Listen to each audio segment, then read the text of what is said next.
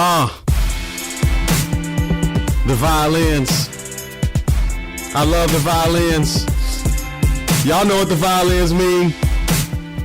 What up? Welcome to Layman's Cup. Thank you for joining us. You are sipping with four guys seeking the truth one sip at a time. I'm Kemp alongside Patrick. How's it going? My man Sean. What's up? And last but not least, say what's up to the people, Wes. Howdy. Howdy. It's Moxville there. Moxville. That's from Moxville. Again, thanks for joining us. If you're not joining us on iTunes, you can reach us or contact us with questions or comments at Sean. Talk to the people. You can first email us at laymanscup@gmail.com. You can also find us on Facebook and Twitter. We're also on YouTube, where we were putting out our Layman's Jams. Awesome. Hello, I want to catch you up on what's going on here. We're continuing our interview with Ken and Joy Furchess. Ken is a community pastor at Denver Baptist Church. The two of them together has raised 3 wonderful children who serves the Lord. And in this episode, we are discussing sending our children out to the mission field. Thank you again for listening. I hope you get a chance to check out our website and our support page. And before we go, we want to give a shout out to C. Holt, who has donated to the show from the bottom of our heart. Thank you. Enjoy. So one of the things that has terrified me as a parent, and in my wife who's here tonight, has terrified us both in our child rearing is, for me it has. And if you want to come over and say something, you can. Hey, there's a chair right here. Yeah, Megan's here tonight. Come on. For me, it's terrified me because as a teenage boy, I got sex completely wrong. And getting it wrong has haunted me into my adult years. And so I have, out of fear, tried to keep my kids away from anything sexually inappropriate. And can I tell you, I have lost that battle.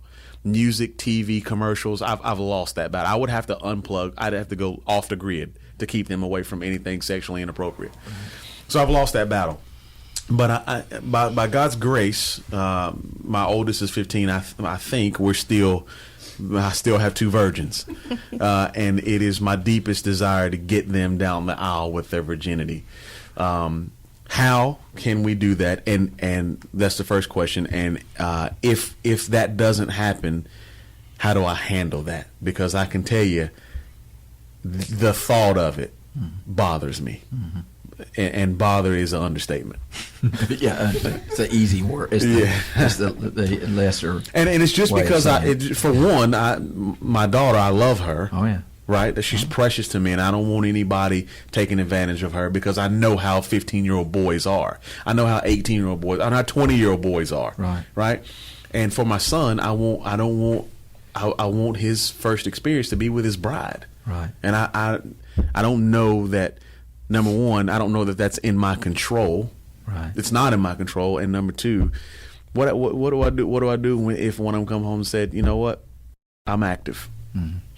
What do you do? Well, I think the biggest issue, the best thing that I have going for me is this lady right here. Okay. And so you're going to pass over to her? Well, I want to. Joy, what kind of advice you got for her? I want to set it up because I think. And I don't know, I've only been married to one woman, and I don't want to make her look like the prototype of women. But I do know that women have an intuition about things that we men are sometimes real oblivious to. And she can say something ain't right there. And and I'm like, what? They just holding hands, and I'm telling you, something ain't right there. And I've just learned that this is being recorded, that she's right. Yes. Okay. Testing. Do not take that out. But you can add that later. But and what I mean by that is I'm talking about even as our kids, we just didn't allow our kids to date. I mean, until Is that right for everybody? I don't know. That's up to y'all, but I can say this. Each kid, that's something to really think about as a parent. Each child is different. Mm-hmm. Different disciplines work for different kids. Right. If Elizabeth thought she was going to get a spanking, well, Meltdown. that's really all it needed to be. Yeah. I mean, the spanking was just part of what had to follow through with, but she was already disciplined. Yeah. Holly, You got to give me spank the her. spanking and get it over with. I'd rather have the spanking. So we had to find things that would affect her in a different way. And we could look at a different level too. Say that he gets down the aisle a virgin, but then struggles with pornography for the rest of his life. Right. How do you focus on making Jesus Lord of your heart issue, The right? heart, exactly. There's three things that I think we did, and I want to just say these weren't calculated. This is just who we are. For one, I've never hid the fact that I enjoy sex. Come on. Okay. They were naked and not ashamed. Well, Lord. yeah, I'm not gonna say I was. Amen. I ain't gonna say I wasn't ashamed.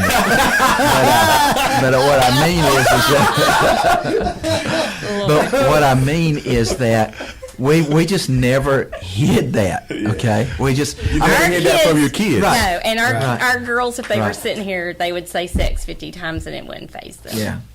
They do not. So it wasn't like- It doesn't Now- freak them Right. out to See, say sex. we tiptoe around the house and That's right. sneak and Right. I mean I feel like my son is my father-in-law and I'm sneaking in the house Right. with my wife. Right.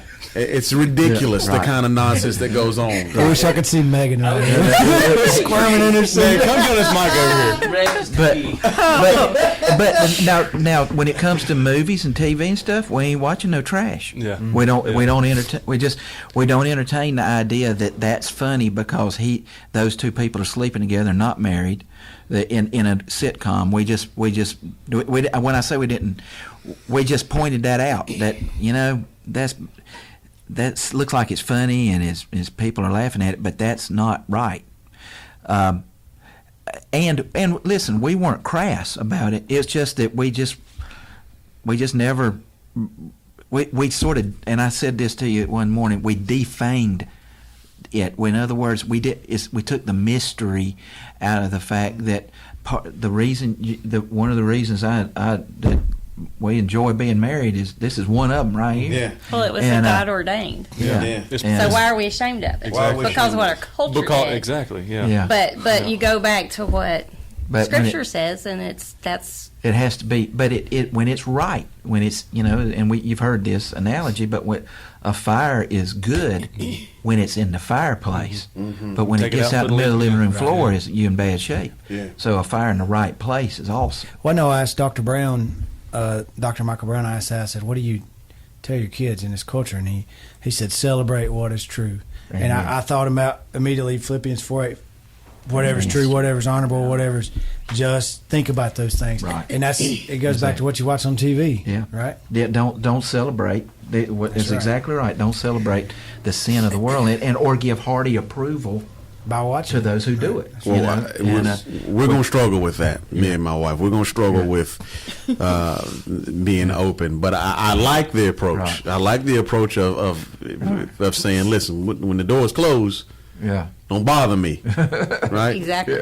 Well, focus on the family. When you said movies, made me think they have a part of their website, and you can just go to pluggedinonline.com. But they assess movies that are, some of them are, the movies you can get on Netflix and all that stuff now, as well as what's in the actual theaters. But that was something. What's that website one more time? Pluggedinonline.com. Yes. And our girls, if someone called and asked them to go to a movie, they went to it themselves at 10 years old. Holly probably did, and read about it. Now, sometimes they might be a little over the top with the criticalness of it, maybe, but gives you an idea of I that, always right? say it's better to lean on that side anyway, as far as eliminate the possibility of exposure to things that you don't need to be exposed to, because what ends up happening is our kids don't even know it they're being exposed to it anymore. They've been around it so much they get desensitized. But what I want to go back to where I was at. The other thing that helped more than us not taking the mystery or the mystique out Not of that. tiptoeing around like Kent does, huh? The other thing is my wife has a clear line of communication with all our kids. I think I do, and then me and Holly have a great time riding back on a big trip, talking about this and that, and then I'll get home and Joy will say, "Did she talk to you about this?" And I'll say, "No, she didn't say a word about that." and what I learn is when they're wrong, they don't mind talking to their mom about it, or me. They'll talk to me, but and I think that sort of knowing that they're known is what I would like to say. Their mama knows them, and by virtue of that, I know them, and so Elizabeth had tendencies. She sort of had a tendency in relationships that Holly just doesn't have. Well, so what we sort of had to tailor the way that we watched over her. With Elizabeth, with Holly, we sort of got to tell her to ease up. Yeah. Well, what do you mean by that? Ease up, Bible. What do you mean? Give him a chance. She's pretty. Her expectations are pretty high. The guy. Yeah. And what I mean is it's not. I'm not saying lower expectations, but just don't assess that guy based on this one moment of his life. Yeah. Give him a chance. Little bit of grace in there somewhere. If Joy would have been like Holly, Joy wouldn't have married the wonderful man that she married. That's my fear, that she won't end up with somebody like her. Well, dad. and again, our kids have not been perfect, just like we have been perfect. Yeah. And they've had struggles. And you said, what do you do if that ends up being what you find out's going on? I don't know, what will work or what will be the right answers, except for that we had someone a long time ago tell us a story about her kid who was struggling with owning his beliefs and trying to figure out things, and he was just reading and experimenting and trying to figure out, and she just basically said, I'm not walking there with you. I'm here and I'm standing on the word. And when your kids get older and they're struggling, Holly was having a difficult time at one point, and my tendency is to fix things. I want to fix it and say, this is what you're going to do. Right. But it was a God thing, but I just, instead of that, through tears, just said, I don't know what's going on with you, but you're going to have to figure it out.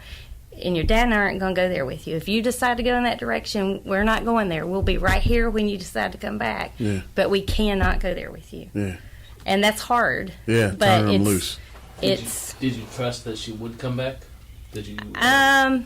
I really didn't know what would happen at that point. I believe that if she walked away, that she had so much truth in her that eventually she would be back. But praise the Lord, the same day, come and just in tears, it said, I need help and I need prayer, and here's what I'm struggling with. And she was owning her own religion, if you will, her relationship with Christ, and she was working through lots of things. Her life had turned upside down. We'd left the church we'd been at for 17 years. We'd moved to a different place. She went off to college. Yeah. All in the same, know, and so it was a lot to deal with. And she reached the point of, I've been a good kid pretty much my whole life, so maybe I'm just a good kid, Is God the one that's really preserved me and kept me where I'm at? And she and him had a conversation, and he showed her that, yes, it's me. So, but isn't it amazing when we do doubt and we take those doubts to God, He shows up. Oh yeah. And I try to tell kids that all the time. It's okay to doubt. It's okay to get angry. It's okay to have those emotions, as long as you know where to go with those emotions. You take them to Him. And it's not that. Me and Patrick have talked about extensively about having doubts about just because I grew up in a Christian home too, and I think that's kind of what at some point you have to own it. Because I don't believe I know the scripture says you train them up, but I cannot somehow fathom that a 6-year-old owns their wretchedness. Right. And that's really where Holly was. Yeah. And maybe I'm wrong scripturally. I'm not sure, but and when I think of childlike faith, I think about a need, and like a newborn baby cannot do nothing on their own. They're totally useless, and they have to have somebody do everything for them. So when I think of childlike faith, I think of that, not this simpleton mentality. Dependent.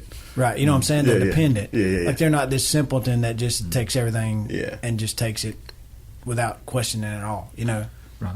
I use this outline. I used it at church a few months ago, and I think this is the example from 2 Timothy of, and the outline was the catalyst to faith.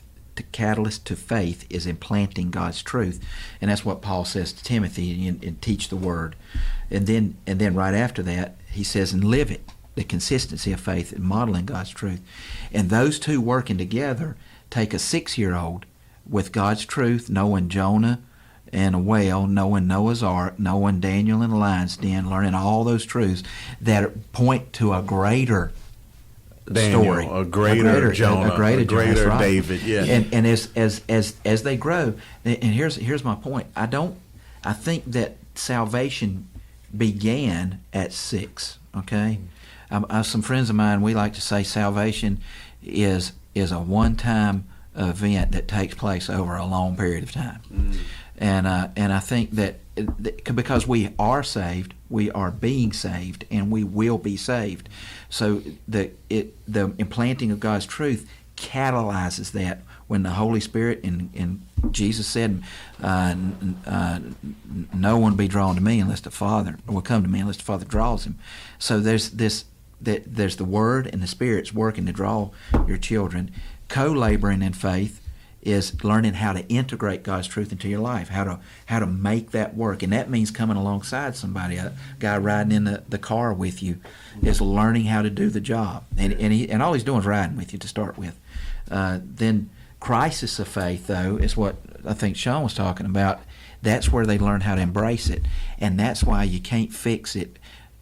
At a certain age, you got to say, no, you're going to have to sort that out yourself. You gotta, and then you own it. But then what we're really shooting for is the commending the faith, is teaching them how to entrust that to other people. So, is there an age where you would say is too young? If 5-year-old says, I want to be baptized. Yeah. I'm not going to say it's too young. I just would say I would struggle with that. I'm not because I don't believe. I think two different things here. I think a profession of faith is obviously different than baptism, but I think we've created a culture in the church that equates baptism with salvation. Come on, and so we have to be my careful. Baby's got to get my 5-year-old's got to get baptized. Right. Yeah, I'll be honest with you. Yeah, Hannah's come to me and said, "I want to be baptized." Yeah. Well, why do you want to be baptized? Because you just saw your friend be baptized. Right. But she doesn't understand, and she's never sat down and said, she hasn't had that moment of, I'm a sinner. Right.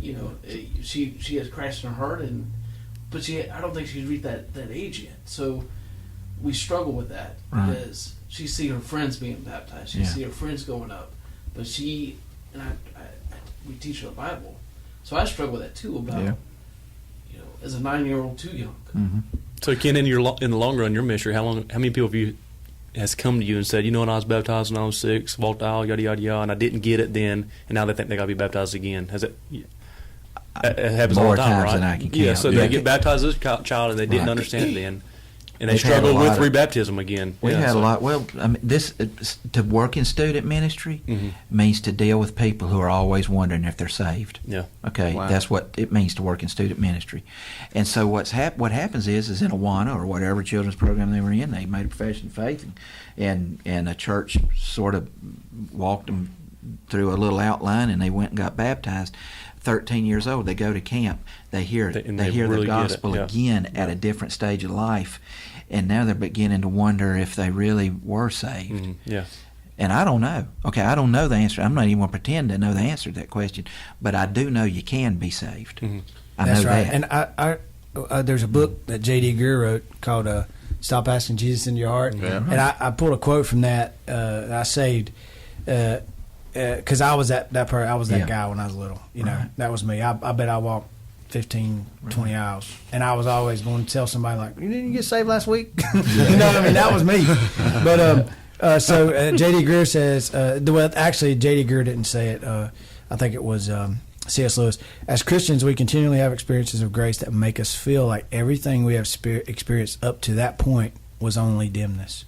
And I've come to realize that that's more about, we talked about before how Jesus spit in the dirt and rubbed the guy's eyes, and he had to do it 2 times. And I see forms. It's like that's spiritual sight because it kind of comes in stages. Right. And I think that's I think that's a good picture, though, of what happens if you raise your child in the gospel. There's a great book, I think it's J.I. Packer, Grounded in the Gospel.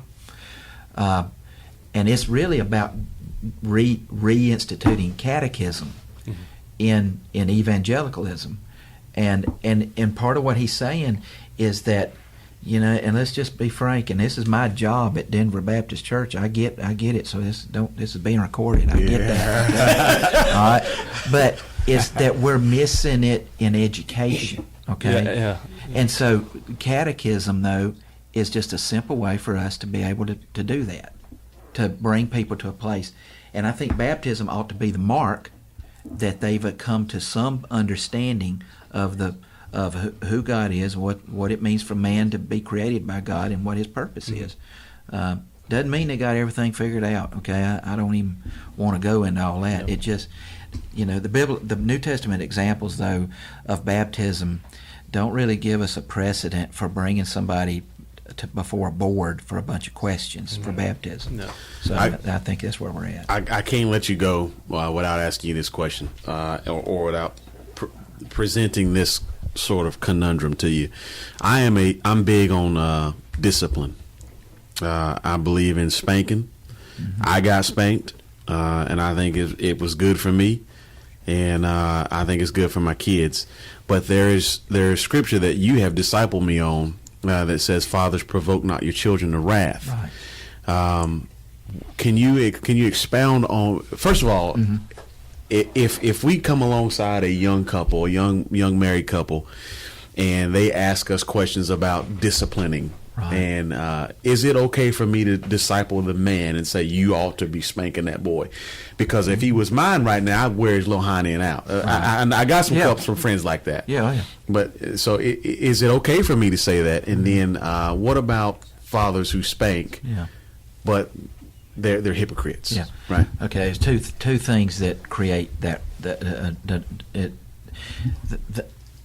One is inconsistency on the part of a father. That in other words, my dad would give me a spanking for using a curse word while he's cursing me. Yeah. And so now what I mean is, by cursing me, he's just using language that Right. he just reproached me for, and now he's going to give me a whooping. Yeah. Right? Whooping. Okay, now It's old school. that doesn't mean I have permission to do what I want to do, and I get what I'm saying here, but there's a sense in which that frustrates and provokes to anger. Like, wait a minute, if it's not right for me, why is it right for you? And so that to me, and I'm not to me, that the biblical precedent is that creates a frustration that in the end leads to confusion about the truth of the gospel. Whether or not this person's in the gospel or not, it creates confusion about truth and inconsistency. The other thing is that when you do discipline, corporal punishment, and when you're given a spanking, the best advice I was ever given was by a doctor who was a godly man who has raised some godly children in this world. And I asked him, when I was trying to raise my kids, how do you know when to stop spanking? You know, what age? Oh, what age? is, Okay. you know, how do you Purple know? or blue or blue? Yeah. Well, this is what I'm getting ready to tell you it answers both questions, though. And he said, because he spanked his kids. Okay, now I mean, I'm talking about going at it. A whooping. Yeah, and he said, when they stopped crying, I stopped spanking. And I said, so you mean like when you're whooping them with the belt? And he said, yeah. He said but he said, I also mean as they get older, if I give them a spanking and they're they not get crying, real mad about it. he said, all I'm doing is hardening their heart. Yeah. It's not softening their heart. And for one of his children, that was 10 or 11 years old. For one, it was 12. For one, it was 9. You know, I can't say that I don't know the answers for my kids, because in all honesty, I was the worst. And I would take the girls in the bedroom, and Joy would say they need a spanking. I'd go in and I'd beat the bed and tell the girl to cry real loud and act like I was spanking her. And True story. Yeah. No way. I didn't know this until just a few years ago. Robert said, I don't know what Daddy was spanking you, but that is not the same one that was spanking me. That's what Robert said. Hey, That's good. I get accused of that same thing right now. I get accused of being the passive one, and because Mama's been at home all day with them, and you all go and play. You, Yeah. Joy, she's the disciplinarian in our house. And But she's been at home all day with the kids too. well, yeah, sometimes, but I think I come off as being the fun one. Yeah. You know, Oh yeah. You're the winner. I'm the You're the one friend. that I'm the Yeah. one Yeah. that Oh, makes yeah. them laugh, Yeah. Oh yeah. and I think it's hard for me to give that up. All Alright, so break. we are going long, but we are enjoying this, and to continue, we're going to take a short little coffee break.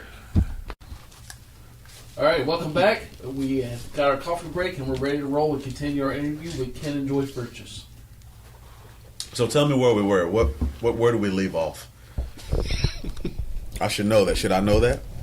We talked to just Ken went- in you the just went break, over that. and Ken Out said that there's a couple things you want to cover, and one of them looks like, what does raising children in the body of the church, local church, look like? I know Joy talked a little bit about it earlier, but and Hillary Clinton said it takes a village to raise a child. And The great theologian. let me, but See the village of the idiot. she's not totally, she's not totally wrong. Okay, you can't raise your child apart from the village.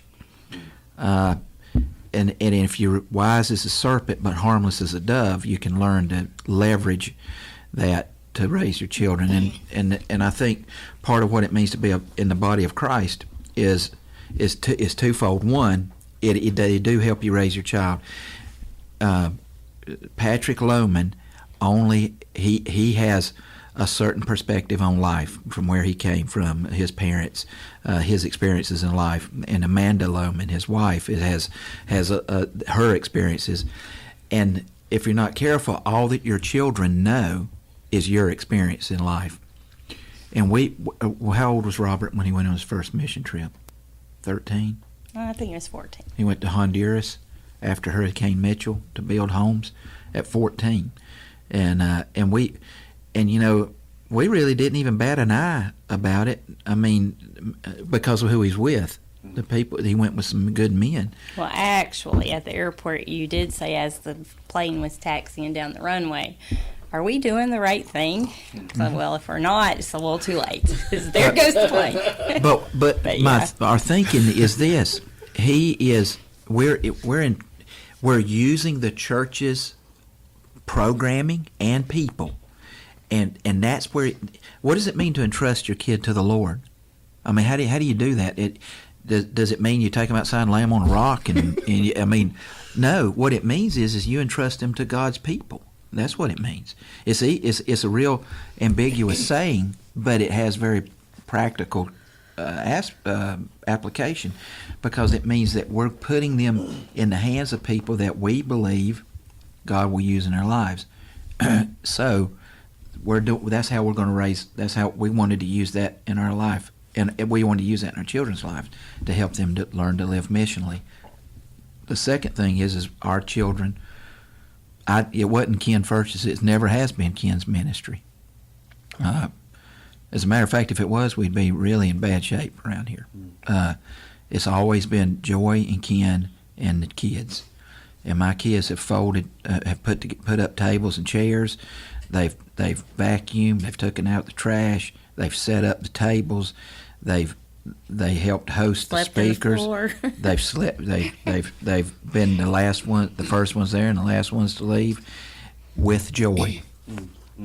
Okay. With her mama Joy. Yeah, that's what I mean. but we made it. That's just it. What I'm not going to say that they always were right on, and I'm not going to say I always ask them to. Sometimes, a lot of times when they got older, it was just, you need some help, Dad, and man, Yes, our kids graduated and went to school. It hurt. Yeah. Ministry-wise, because they were our partners You in lost ministry. 3 ministries, We right? lost Yeah. horses. Yeah. Is what I call them, horses. Yeah. And anyway, all that to say that so by virtue of that, they got to see the underbelly of the church, and there is one. So what does And, that look like whenever Ken at church seeing my daughter, and helping with youth or whatever, his eyes on my daughter helping to raise her, or me with London, we're at youth camp. What's that look like for members of the church? looking down on that next generation, how they should be active in that life. You're saying how are we? Yeah, so everybody's a member of the body of the church. So you Right. entrusted your son Right. to go to Honduras with those Right. group of guys. So how do members act like that? Well, first of all, they have to have there has to be a sense of community that's more than just Sunday morning attendance of church. That's exactly what I was wanting. It's about a real. Well, I don't think it's a top secret, but we're all in the same G3 group together. G3 is just one way at our church of building a relationship, a gospel-centered relationship outside of Sunday morning worship. But also, we have to encourage family ministry. G3 has an awesome aspect. In other words, men are growing in the gospel. But one of the things we've got to really focus on is make sure husbands are growing in the gospel. You see what I'm saying? We got to bring our wife with us, and that in turn it ends up playing out as parents and as dads doing it as well. So I think church, we have to understand church is not a building, and it's not something that takes place on Sunday morning. Church is a people and a community of people who are a subculture. I hate to say it that way, but we don't belong in this world. We are a enclave, is what I would say, but not the kind of enclave that your fortress where you get in it and hide from the world. But we're more or less an enclave of special forces that, even though we're in the minority, we can affect the majority. Not the way we would like to. We're not going to stop abortion, guys. I want to. It's reprehensible. But what we can do is make a difference for the cause of the unborn and in the life of people who've been hurt. And I'm just using that as a cultural issue that I don't have any hope that we're going to legislate to the end of that. But what we can do is offer hope to those who've been affected by it. As a community, an enclave of people in the world that one day will be called out of this world by our King. Ken, we've talked about in G3 about the sovereignty of God in evangelism and how it is encapsulated in our lives. I think as a culture, the past 100 years, especially in Western culture, the church has become so. We talked about revival oriented as a revival is a meeting. It's not a thing going on in somebody's heart. And I want to. I think that's sort of way we've treated. In other words, we have the mindset we get somebody. Let's just get them in church and let's give them a little bit of the gospel. Right. I've heard Jeff Durbin talk about that. He says, we get them in the church and we give them a little bit of the gospel and we think we've done something. Right. But it's about pouring into their lives and letting it be a mindset. And it's the same way we do family. People bring their kids to church and put them in a program and said, okay, you're supposed to be teaching my kid the gospel, but that's not the mindset that we should be having, right? We should be evangelizing our own families and doing it within the framework of the church to disciple them. The church programming ought to be supplemental. It can't be the primary. It has to come alongside the family, and that's why if you're looking for a church, you look for a church that's coming alongside you in your values. If you esteem the Word of God as inerrant and infallible, then what kind of church should you walk into? What kind of church should you consider? And I think, and it's not just because they put it on their website, by the way. It means sit and listen to the man preach. It means go and sit in that children's program and do they treat the Bible like it's without error? Do they really believe it? And so that's my point. You can't, how many? I'll be honest here. I mean, how many in our own lives, or maybe you've seen it? How many people take their kids and drop them off and say, "Have at it," and then when things come apart, the first thing to get the blame is to some degree the church or the people at the church. I don't understand why it came apart. I took him to church. Took him to church. Yeah. And so, you're totally right, man. And we're missing. And this is, we're talking about it right here in this little room, but this is, in my mind, it's just so obvious that we've missed it in regards to that. And I think we've done programming in such a way that it splinters the family sometimes. I'm not beating up having a youth group and a children's ministry. I'm just saying the youth group ought to be supplemental to the family. It shouldn't take a kid out of his family. Right. It should teach him how to operate within his family. Yeah, we've got a local pastor, a young pastor that I'm good friends with, close friends with, and he was talking to someone about a youth program, and the other person was concerned about their youth program. It wasn't good, and folks were talking about leaving the church because youth program, their kids, they're not having any fun. Mm-hmm. And he said, look, we've done programs before, and we've had great programs. We'd have 50 kids show up, but you'd have a couple over here making out. Mm-hmm. And you gotta all you're doing is managing sin. You're just sin management. Yeah. And but he said, what I would rather have is 12 show up that I can pour my life into, and they're going to ask genuine questions, right, and that I can sit down over a cup of coffee and I can see the progress in their lives, right, and I can disciple.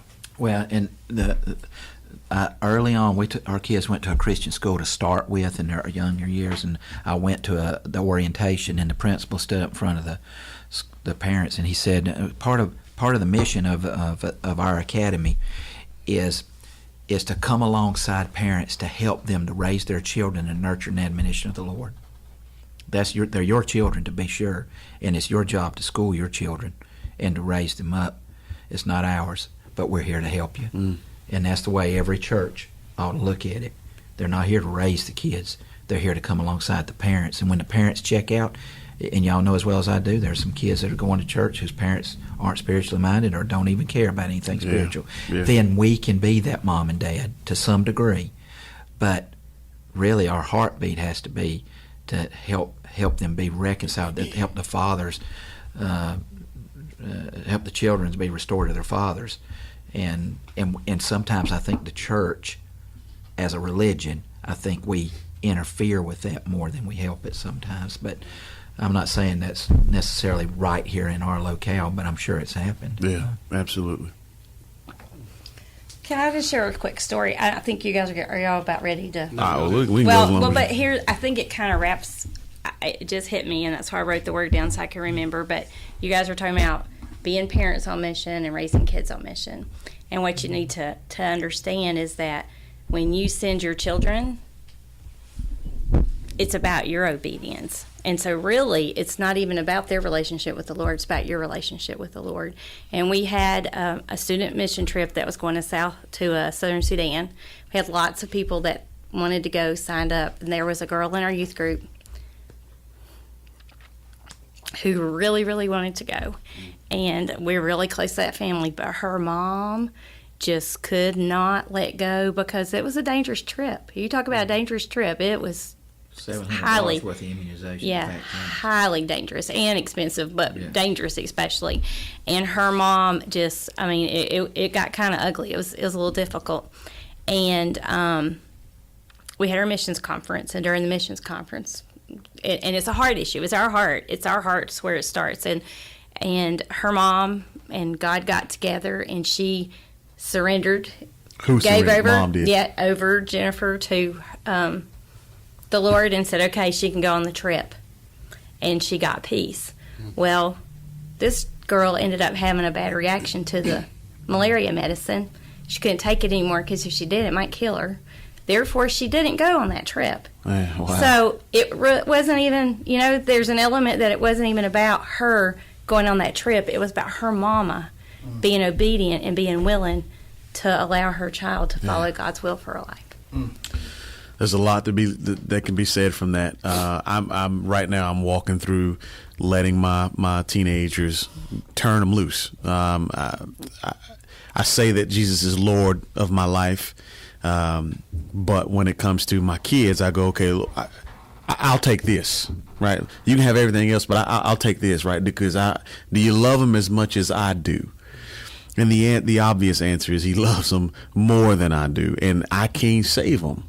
And when it comes to doing life on mission, I'm with you, Joy. I think parents step in the way and hinder the gospel going forth because we are afraid for whatever reason to just turn our kids over to the Lord and let him do the work.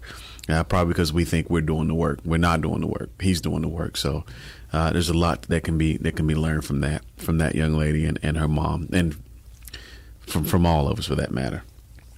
So We've learned a lot tonight. we have. We kept the purchases low. Listen, I hope we didn't wear out our welcome with you. Will you come back at some point when we're talking about? Hey, for the kind of money y'all are paying, I'll be back. Not to mention that's a good cup of coffee. There you go. Thank you so much, You're man. welcome. This was we had a blast with y'all, and this I love these. These are informal. This is family. Hey, let me give my 5-star rating right now. We- It ain't got nothing to do with my episode. Okay? I'm saying that, dude, this is first class, and I like it because it's real. Oh man, Okay? thank you. That's what I like. Thank you so much. And it's well done, Sean. Good job. Yes. Well, Sean's doing a Thank you good very job. much. Yeah. All right. So we had a great interview with the Furchases, and we love the Furchases. We love their family. Now that they're not in our Lake Norman studio anymore, we can say this about them. Those two have done an excellent job raising 3 godly kids. They have one who is a full-time missionary, foreign missionary, who is on the other side of the planet with his wife and 3 kids. They have 2 daughters who are strong, godly women, who I've gotten to know. Their youngest, Holly, a lot in serving with her at church, and I just met the oldest girl on our Baltimore mission trip, and just affirm what I already knew about the Furchess family. They've done a great job, which is why we had them come in to speak some truth into child raising and how to send your kids out of the quiver on mission. And we knew that those folks would be great godly candidates for coming in and speaking some truth into that. So that's why we had them in. So thanks again for joining us. We've had a great time talking to the Furchases. We covered your prayers, and we'll be praying for you. If you have prayer requests, you can get those to us via social media. Sean? If you got any prayer requests or any questions, please send them by email, laymanscup@gmail.com. If you are enjoying what we're doing, and we really hope you are, we really pray about this show and pray that we can put out good quality stuff that you enjoy listening. Please give us a review. Whichever app that you are listening to us on, give us a 5-star review. And honestly, if you cannot give us a 5-star review, tell us why. How can we improve? How can we make this last and enjoy? And go out to our website, laymanscup.com. We have a support page. If you would come and just support us and walk alongside with us in prayer. And thank you. And follow us on Twitter too. We got to get our Twitter game up, man. We don't have enough followers on Twitter, so y'all go see us on Twitter, like us on Facebook, and we may have an Instagram page coming soon. We're working on that. So That means I got to get a Twitter and Instagram. That means- I had to get a Facebook for this thing, so I'm getting. Oh my goodness! Welcome to the digital world, my friend. Sean, nothing left to do. Patrick, do you have anything else? Man, just thank you to Ken and Joy. Yeah. Ken and both of them have just been such a blessing us, and like Ken's man, as soon as he came to Denver, just been a mentor in the faith and just taught me leaps and bounds. The guy's taught me more than I can learn in seminary just by doing life with him, and it's been awesome to see how a man walks with Christ and lives it out. So humbled to be here, man. I can tell y'all, this is not going to be the last time you hear those voices on this radio. Absolutely. That's what it's about, right? Doing life together. That's right. Yeah. And we've got more. We've got some more folks that are coming. Some more folks that we think you'll enjoy hearing from. So without further ado, I got to hear the violins, Sean. Cue the violins.